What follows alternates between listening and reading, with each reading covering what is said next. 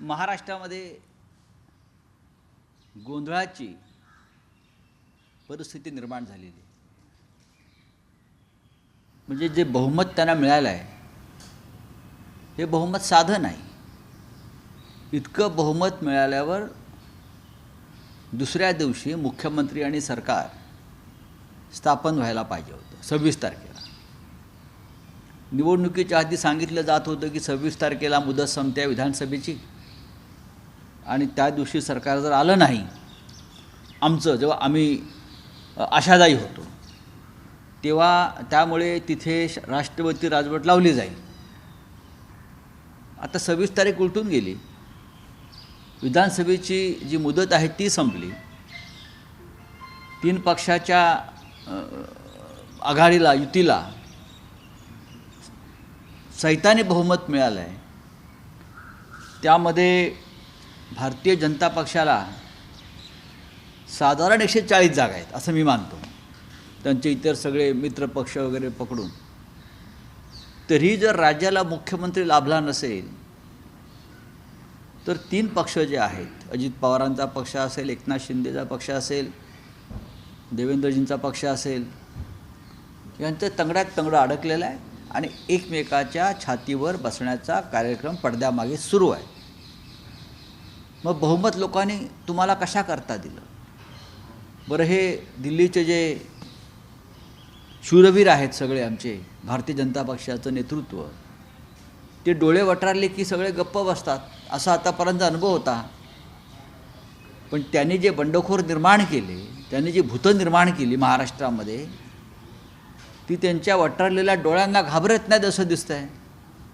आणि आव्हानाची भाषा देऊन ते मोदी आणि शहांनाच आव्हान देत आहेत असं चित्र आज तरी दिसतं आहे. आता हे सरकार कधी येईल महाराष्ट्रात, त्यांचं राज्य कधी येईल, मुख्यमंत्री कधी होईल, याच्याविषयी अजूनही राज्यामध्ये संभ्रम आहे. आम्ही अपेक्षा करतो की महाराष्ट्राला लवकर एक सरकार मिळेल, मुख्यमंत्री मिळेल आणि कारभार सुरू होईल. एक चर्चा होती की एकनाथ शिंदेंना भाजपकडनं लोकसभेनंतर शब्द दिला गेला होता की तुमच्या कितीही जागा आल्या तरी मुख्यमंत्री पद तुम्हाला दिलं. बघा, भारतीय जनता पक्षाचा शब्द जो असतो तो शब्द गांभीर्याने घ्यायचा नसतो. भारतीय जनता पक्षाची भूमिका ही गरज सर्व वैद्य मरो, वापरा आणि फेका, यूज अँड थ्रो. त्याच्यामुळे त्यांनी दिलेल्या शब्दांनंतर आणि शब्द फिरवल्यानंतर महाराष्ट्राचं राजकारण कसं बदललं हे आपण पाहिलं असेल. आणि फिरवलेल्या शब्दाचे सगळ्यात मोठे व्हिक्टीम ही उद्धव ठाकरे यांच्या नेतृत्वाखालची शिवसेना आहे. भारतीय जनता पक्ष कधी शब्द पाळत नाही, कधी नाही. मग तो शब्द खुलेआम दिलेला असो, बंद दाराआड दिलेला असो, बाळासाहेब ठाकरे हिंदुहृदय सम्राट यांच्या खोलीत दिलेला असो, प्रधानमंत्र्यांच्या खोलीत दिलेला असो किंवा अमित शहांच्या कार्यालयात दिलेला असो, असे कोणते शब्द पाळणं हे भारतीय जनता पक्षावर कधीच बंधनकारक नसतं. आणि ती नैतिकता ते पाळत नाहीत, पाळत आलेले नाहीत. त्यांना एखादा पक्ष फोडण्यासाठी, सरकार पाडण्यासाठी जेव्हा एखाद्याची गरज असते तेव्हा ते आश्वासनं आणि वचनांची बरसात करतात आणि त्यांचं काम भागलं की त्यानंतर ते लाथा घालतात. हे तुम्हाला आता महाराष्ट्रात दिसतं आहे. शिवसेना आणि भाजप एकत्र होती तेव्हाही हा अनुभव आम्ही घेतलेला आहे. सर, मुख्यमंत्री देवेंद्र फडणवीसच होतील की पक्षाच्या वरिष्ठ नेत्यांकडून वेगळ्या नावाची चालली? कारण भाजपला इतकं मोठं यश मिळालेलं असेल तर मुख्यमंत्री भाजपचाच होईल असं. भारतीय जनता पक्षाला इतकं मोठं यश मिळालेलं आहे, याला पाशवी म्हणतो मी. हे पाशवी यश जे असतं बहुमत, हे देशाला आणि राज्याला हानिकारक असतं. हुकुमशाही मनमानी वाढत जाते, लोकशाहीचा पदोपदी खून होतो, भ्रष्टाचार वाढतो, अडाणीसारखी भूतं निर्माण होतात. त्याच्यामुळे आता भारतीय जनता पक्षानं कोणाला मुख्यमंत्री करायचं आहे हा त्यांच्याकडे बहुमत असल्यामुळे हा त्यांचा प्रश्न आहे. पण महाराष्ट्राला सरकार प्राप्त व्हावं आणि ते लवकरात लवकर मिळावं अशी जर जनतेने अपेक्षा केली असेल तर ती चुकीची नाही. आणि सरकार यासाठी हवं आहे की त्यांनी जी आश्वासनं दिलेली आहेत की लाडक्या बहिणींना आता 2100 रुपये देणार, बहिणी वाढ बघतायत, 2100 रुपये देणार, बहिणी वाढ बघतायत. कर्जमाफीची घोषणा केली आहे, शेतकरी वाढ बघतायत कधी कर्जमाफी होते. अशा अनेक योजना आणि घोषणा त्यांनी करून ठेवल्या. त्याच्यामुळे बहिणी, शेतकरी, कष्टकरी, बेरोजगार हे वाढ पाहत आहेत. म्हणून सरकार ताबडतोब यावं. सर, तुमच्या विरोधी पक्षाकडे एक आरोप केला गेला होता मतदानाच्या आणि इतर सगळ्या मुद्द्यांच्या अनुषंगानं काही गोंधळ झाला अशी तुमच्या सगळ्यांची भूमिका होती, तशी मांडणी तुम्ही केलेली होती. पण आता राज्य निवडणूक आयोगाकडनं स्पष्ट करण्यात राज्य निवडणूक आयोग कुठलीही तफावत नाही. राज्य निवडणूक आयोग, सुप्रीम कोर्ट, न्यायालय ह्याच्यावरती विश्वास ठेवावा अशी परिस्थिती या देशात राहिली आहे का? ज्या देशामध्ये गौतम अडाणीच्या भ्रष्टाचारावर बोलताना विरोधी पक्षाचा माईक बंद केला जातो, ज्या देशाच्या सरन्यायाधीशांच्या घरी देशाचे प्रधानमंत्री जाऊन मोदक खातात गोडगोड, ज्या देशामध्ये न्यायालय दबावाखाली वावरली जातात, निवडणूक आयोग हा स्वतंत्र राहिलेला नाही. त्या निवडणूक आयोगाच्या निवेदनावर आपण काय विश्वास ठेवायचा? आम्ही डोळ्याने पाहिलं आहे, आम्ही अनुभवलेलं आहे, आम्ही फील्डवरती होतो. निवडणूक मी कालच एक माझ्या एक्स माध्यमावरती एक ट्विट केलं आहे. महाराष्ट्रातल्या एका विधानसेवा क्षेत्रामध्ये गुंडांच्या टोळ्या कशाप्रकारे मतदारांना रोखत होत्या दहशतीच्या माध्यमातून, त्याच्यावरती निवडणूक आयोगाचं काय म्हणणं आहे? हे राज्यात ठिकठिकाणी झालेलं आहे. यंत्रणेचा गैरवापर हा राज्यात इतक्या ठिकाणी झाला आहे आणि त्याच्यामुळे मतदानावरती प्रभाव पडलेला आहे. आणि इलेक्शन कमिशनला वारंवार निदर्शनास आणूनसुद्धा बंद पडलेला EVM, बिघडलेला EVM मधले घोटाळे, बटन दाबायचे आणि VVPAT दुसरा जातो आहे, हे दाखवूनसुद्धा हे जे निवडणूक आयोगाचे जे मालक आहेत ते आपलीच भूमिका रेटत असतील तर या देशातल्या लोकशाहीवरती अंत्यसंस्कार पूर्ण झालेले आहेत. तुम्ही आता न्यायालयाचा विषय काढला. काल धनंजय चंद्रचूड यांनी एका वृत्तसंस्थेला मुलाखत दिली, त्यांनी असं म्हटलं की न्यायालय ही विरोधी पक्षाची भूमिका बजावत नसतात. मग न्यायालय ही काय सरकारची भूमिका, भ्रष्टाचारांची भूमिका बजावतात का? चंद्रचूड हे विद्वान आहेत, कायद्याचे अभ्यासक आहेत, देशाच्या सरन्यायाधीशपदी पोचलेली ती व्यक्ती आहे, आम्ही त्यांचा आदर करतो, मला त्याच्याविषयी काही म्हणायचं नाही. पण विरोधी पक्षाची भूमिका बजावा असं त्यांना कोणी सांगितलं? त्यांना काही समजतं का? ते मोठे कायदेपंडित आहेत.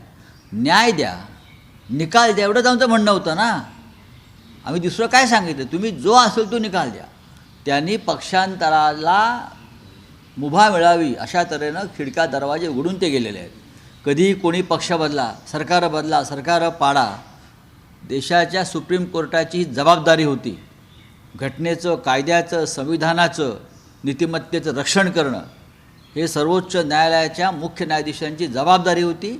आणि जर आम्ही ती अपेक्षा केली असेल तर त्यात चुकलं काय? इथे विरोधी पक्ष सत्ताधारी हा प्रश्न नाही आहे.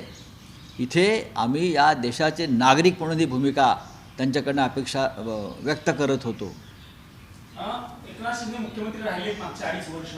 आता चर्चा सुरू आहे की देवेंद्र फडणवीस जर मुख्यमंत्री झाले त्यांच्याकडे उपमुख्यमंत्री पद, पण त्यांनी उपमुख्यमंत्री पद घ्यायला नकार दिले. नाही, त्यांना कदाचित केंद्रामध्ये गृहमंत्रीपदाची ऑफर केली असेल, त्या बदल्यात भविष्यात प्रधानमंत्री करतो असंही सांगितलं असेल. भारतीय जनता पक्ष कोणती आश्वासनं देऊ शकतं ना.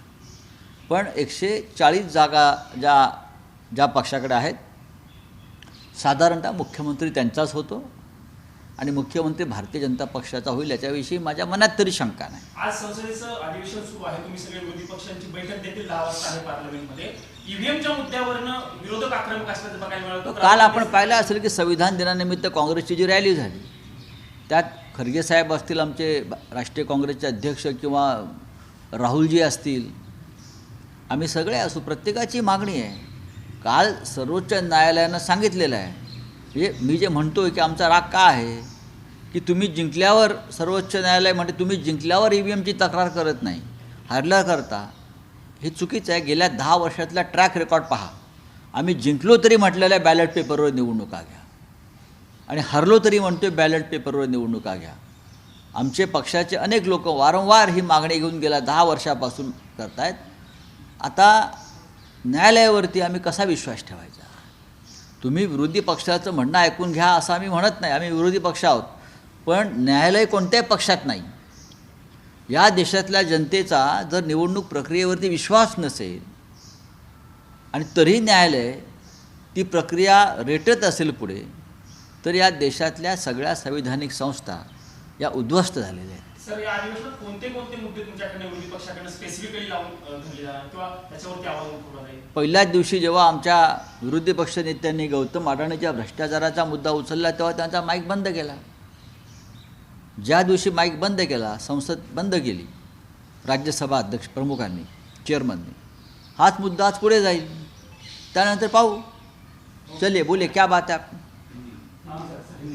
हाँ, महाराष्ट्र के विधानसभा के रिजल्ट आए लेकिन अभी तक मुख्यमंत्री कौन है डिसाइड नहीं हुआ है, क्यों इतनी देरी है? देखिए उनको भारी बहुमत मिला है.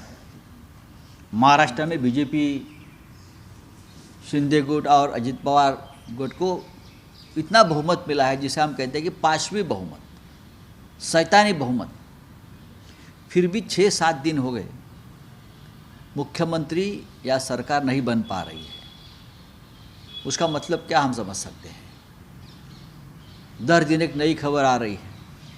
कोई बोलता है उसका मुख्यमंत्री होगा, कोई बोलता है उसका मुख्यमंत्री होगा. 26 तारीख को राज्य के विधानसभा की मुदत ख़त्म हो गई. हमें कहा गया था, जब हमें सरकार बनाने का हमें एक आशा लग रही थी, तो हमें कहा गया था 26 के बाद अगर सरकार नहीं बनी तो महाराष्ट्र में राष्ट्रपति शासन लगाया जाएगा. क्या? तो अभी लगाइए राष्ट्रपति शासन. सरकार नहीं बन रही है, सरकार नहीं बन रही है, पूरा कन्फ्यूजन है, तो अभी राष्ट्रपति शासन क्यों नहीं लगाते आप? हमको धमकाया जा रहा था ना राष्ट्रपति शासन लगेगा. 2019 में भी किया ना ये सब. तो अभी आपके पास बहुमत होने के बावजूद आप सरकार नहीं बना पा रहे हो. ये कौन सा खेल चल रहा है? जिसको बनाना है उसको मुख्यमंत्री बना दीजिए. जो भी मुख्यमंत्री बनेगा, कारोबार तो दिल्ली से ही चलेगा ना. आपको वहाँ तो सिर्फ एक कठपुतली बिठाना है. एकनाथ शिंदे डिप्टी सीएम नहीं बनेंगे ऐसी चर्चा चल रही है, तो क्या लगता है? एकनाथ शिंदे कुछ भी बन सकते हैं, मैं उनको पहचानता हूँ. वो सत्ता के सिवाय नहीं रह सकते. दूसरी बात, वो डरपोक है, वो डरा हुआ नेता है. हमारी पार्टी छोड़ी तब भी वो डरे हुए थे ईडी सीबीआई की भय से. अभी तो इतने कागज़ उनके हाथ में गए होंगे, मोदी जी और शाह के हाथ में 2-2.5 साल में. क्या हिम्मत है उनकी? कोई उनकी हिम्मत ही नहीं है मोदी और शाह साहब के सामने खड़ा रहने की, सीना तान के. आज पार्लियामेंट का सेशन चल रहा है, कौन से मुद्दे पे विपक्ष? अरे पहले ही दिन जब पार्लियामेंट का पहला दिन था, तो हमारे लीडर ऑफ अपोजिशन सम्मानीय मल्लिकार्जुन खड़गे साहब ने एक मुद्दा उठाया गौतम अडानी के भ्रष्टाचार के मामले में.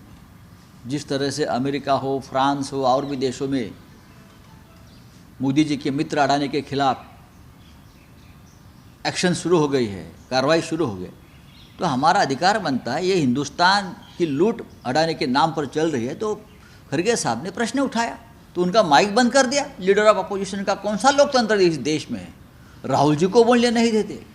लीडर ऑफ अपोजिशन है भाई. आप